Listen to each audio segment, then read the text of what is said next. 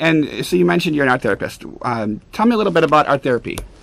It's a really good question. So art therapy is a clinical service. It can utilize the creative process as well as the counseling process for people to express themselves in a creative way. So with the students that I work with, it's an opportunity for them to make works of art to express their emotions. Sometimes it can be a relaxation technique. It can also be used in a number of ways to practice fine motor skills and different things that our clients need.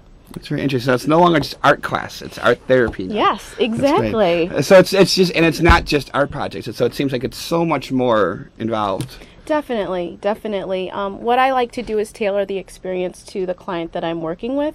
So if it's a student that is comes in maybe perhaps a little bit hyper, it's a really good way to soothe someone and put them in a state of mind where they can be relaxed and receptive to mastering the materials. But it is a little bit different than art education, where I'm not necessarily teaching the skills of creating works of art, but that is there as well, to have the students practice mastery with paints, clays, a myriad of materials. Can you tell me a little bit about, and you kind of talked about this a little bit, but tell me a little bit how art therapy is used in the treatment of autism. Sure. So.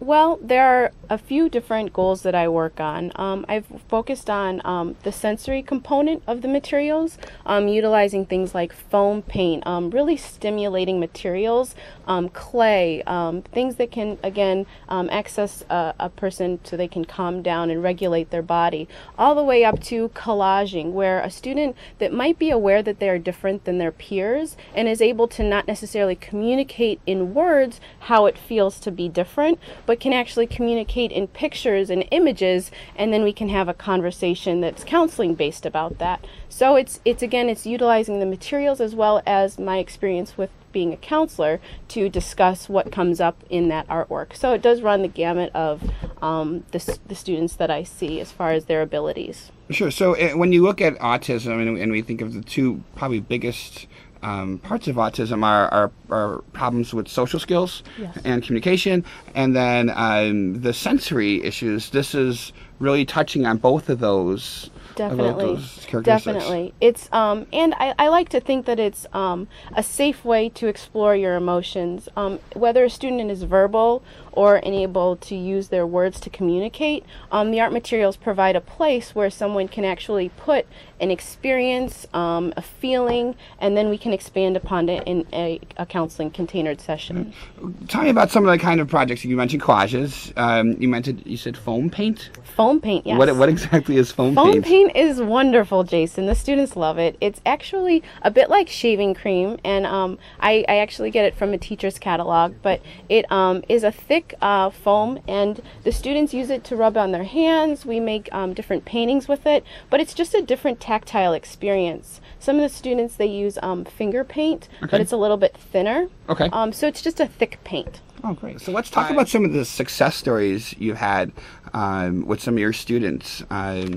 You tell me a little about that. Sure. I have a number of artists that I work with that have gone on to exhibit in the greater Chicago area, as I mentioned. One particular student is going to be his work is showcased and going to be for purchase and exhibited at the Brookfield Art Show this upcoming June 11th and 12th. And people are invited to come and see his work at the Brookfield Art Fair. The artist is Jimmy Cooney, and he's done really great works of art over the years that I've gotten a chance to work with him, as well as with his family, to encourage his creative process, to encourage his verbal communication around different emotions he may be feeling, but also just a way that he expresses himself. So again, his work will be for purchase, as the caller had inquired about, at the Brookfield Art Fair. And it has been also auctioned off for Easter seals in exhibits past. Now, do certain students have certain styles or certain preferred mediums? You know, one like foam paint and one maybe. Definitely. You know. I think, myself, I enjoy creating art as well. So like many artists, finding materials that are comfortable to the artists, the students, it's the same. Sometimes it's about not understanding how to use certain materials. So there can be, a timidness to try new things. But a lot of the artists that I work with, the students, they enjoy painting, enjoy collaging, as I had mentioned. We've done a lot with paper and two-dimensional materials, and we've done some sculptures. We've done puppet shows, fashion shows. We've worked with all sorts of materials. So you can even take shoes and recreate like wonderful works of art with old shoes. Wow. So Jimmy, you mentioned Jimmy and his art exhibit in Brookfield. What's his preferred style? Or Jimmy for a while has really enjoyed working with marker. Okay. So his preferred material, I will say confidently, is black marker and paper. We've been working over the months to encourage his process, as I mentioned, where he starts working with things like paint. That it actually is someone that is learning something for the first time. It can be tricky to move from something really stiff to marker to paint. So it's a learning process for him, but he's really taken to it, and there's been advancement in his skill and comfortability with learning something new, as well as the self-pride that can come from learning something new and mastering it. Cool. Now we have some of Jimmy's artwork with us, correct? Yes. So I'm going to put some of that up on the screen. So what are we looking at right now? Well, one of the mediums and subject matters that Jimmy enjoys, as I mentioned, is painting, as well as buffalo and animals. So typically he draws people, but we've been moving into drawing what we see, as well as drawing what is in our imagination. So this is a combination of looking at animal photographs and trying to capture what he sees in the picture. And so we have a buffalo. Next, I like this. This is really cool. Obviously gorilla. Yeah, this is Ishmael, and this is he enjoys gorillas, and this has been prior to me working with Jimmy. He's enjoyed working with the subject of gorillas, and so painting them and practicing mixing color. Even the green was achieved using both blue and yellow paint. That's not green paint, it's blue and yellow. So practicing the academic skill of understanding what it means to bring two things together to mix to make something different. Gray, we used black and white. So these are things that he had to practice to be able to incorporate into something that he enjoyed doing. That's a really cool picture. It's a